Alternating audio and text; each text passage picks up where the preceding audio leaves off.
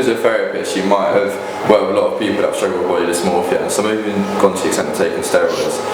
Now, what do you know about steroids and obviously the health risks that come with them? So I mean, there's loads of health risks with taking steroids, really. I mean, for the start, you can obviously, there's different ways of taking it, but one of the main ones is taken through injecting it. And obviously, starting with the needles themselves, you can get HIV, you can get there's like loads of different things. You can even get like ulcers and things like skin issues just by using needles, and obviously some people might reuse them.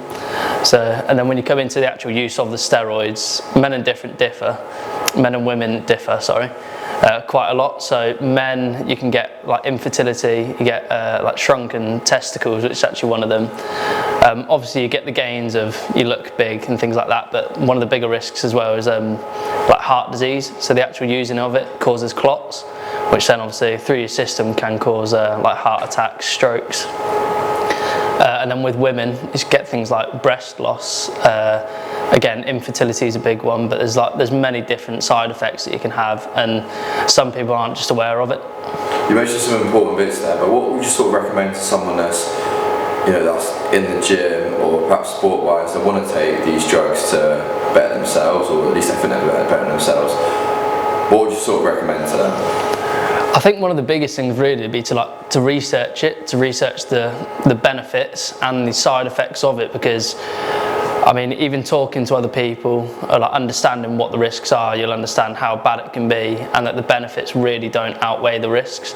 So looking into it, I mean, a lot of interviews and other things that I've seen, people explain how even taking steroids, it's much better just to put the work in, because once you stop taking the steroids, the effect it's going to have on you, it's all going to go backwards, and it's better just to sort of understand what you're thinking about doing.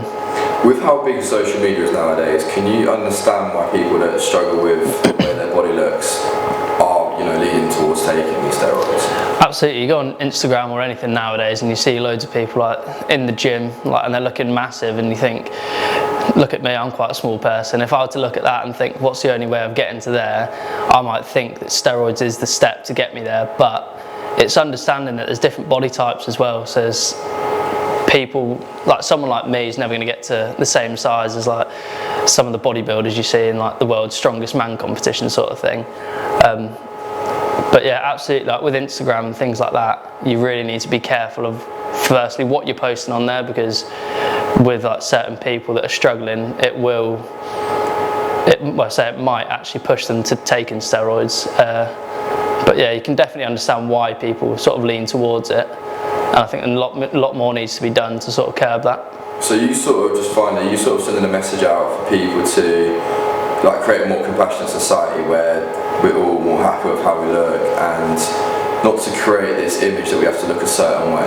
Yeah, definitely. I think, as I said before, with like the Instagram side of things, like you see so much of people, and like everything's got filters, everyone's spending every day in the gym, and that's sort of like their job to look like that. And I think when someone else is working a 9 to 5 and they go on Instagram and see that, I think you look at it and think, oh, that's what I need to look like. But that's a 1% sort of thing that people look like. I think you need to just be happy the way you are, and yeah, just appreciate what you've got and like work for it is the biggest thing. So, thank you so much. Lovely. Short and sweet. Cheers, mate. That's alright.